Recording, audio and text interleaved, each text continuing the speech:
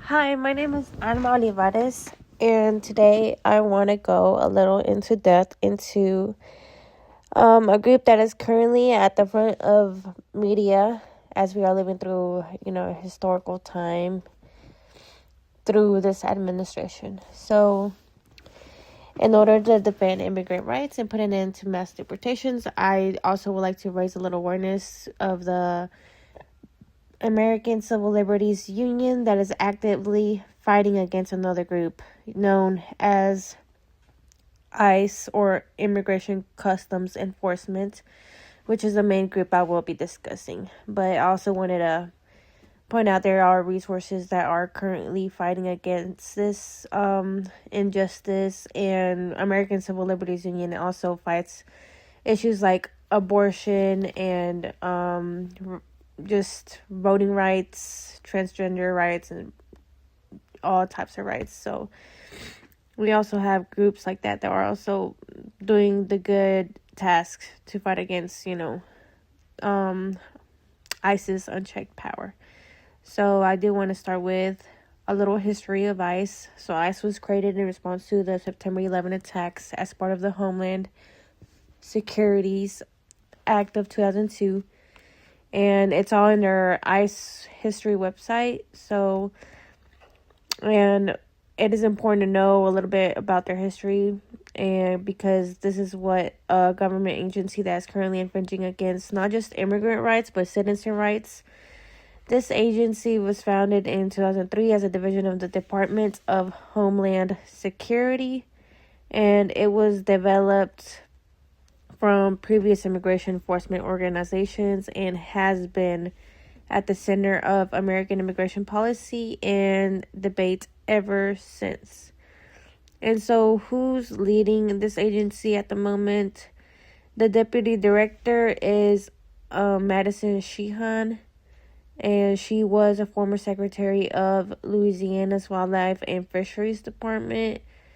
She has previously worked as Noem's assistant while she was South Dakota's governor, while the acting director, which he was the previous deputy director, Todd Lyons, he had to step down and take the executive associate director of ISIS enforcement and removal operation, and he's now a member of the senior executive service. He also he's been in the ICE agency since 2007, and he has had several leadership roles within the organization, also being like a veteran of the Air Force. And so how did Sheehan become a leader?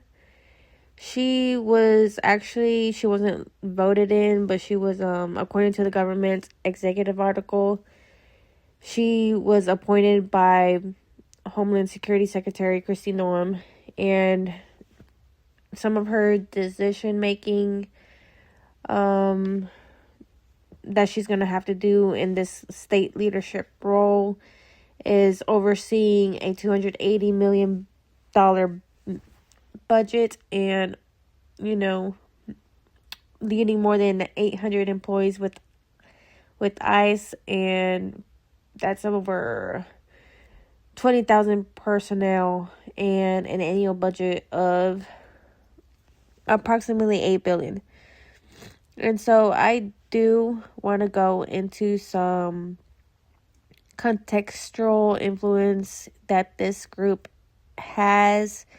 One of them being like the bona fide perspective theory, which, as we read in the class assigned book, Linda Putnam and Cynthia Stoles say that every group exhibits permeable boundaries and context-dependent interdependence.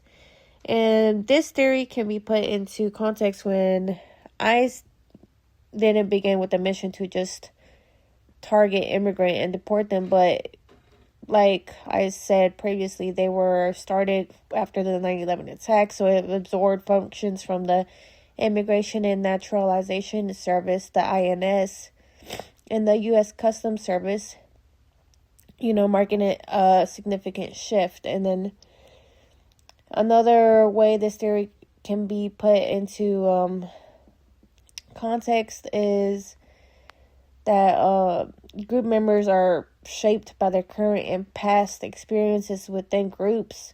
And these individuals in these groups, they have also been in organizations or institutions establishing, their expectations regarding these group experiences. So, like, for example, some of them have worked in previous law enforcement. Some of them are veterans, graduates of criminal justice. Although that's not all of them, this theory can be applied to some. And also the interconnections between ICE and Border Patrol and even police. But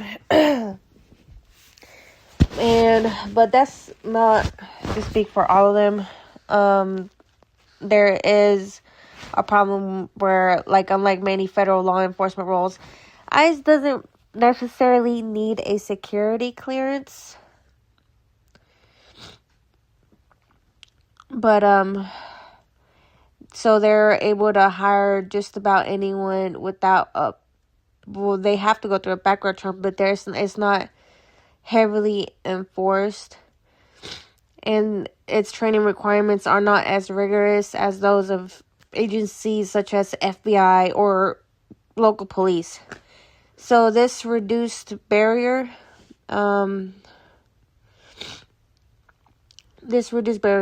has established a backdoor pathway allowing individuals who have been dismissed from traditional police positions and who have had it challenging to meet military fitness criteria to have an opportunity. So in many cases, this means giving a badge in federal authority to people who are rejected for their conduct or qualifications elsewhere, so they end up portraying abusive power, and they have impunity while doing so.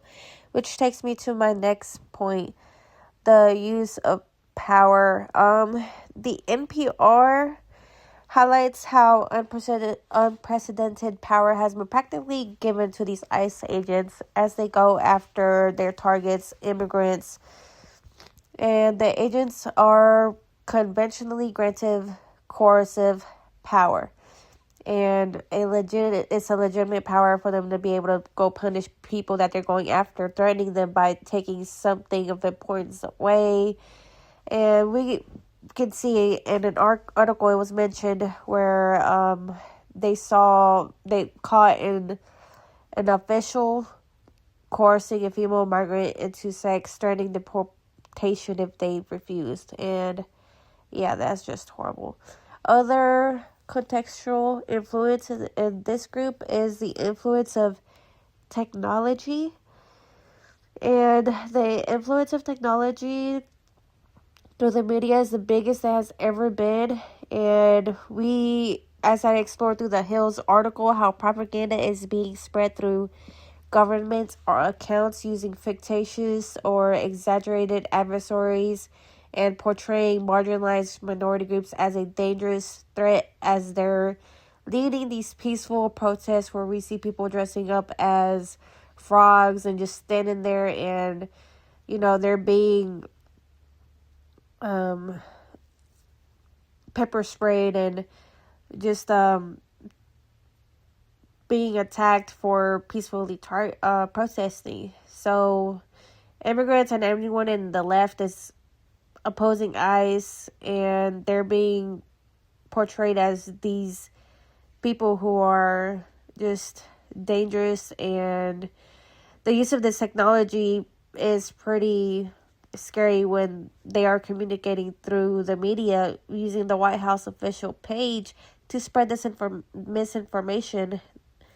And now I feel like it's more important than ever to see this type of hateful content to educate ourselves and in order to find what the actual truth is.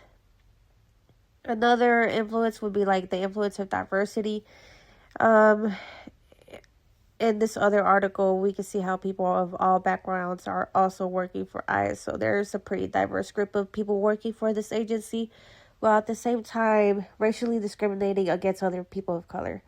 So the reason for why they do it is another issue I love to discuss, but I got to stick to the assignment. But yeah, that's in conclusion, that is my summary of what this agency, what this group is. And I invite you guys to educate yourselves more on the topic and just educate yourselves. Thank you.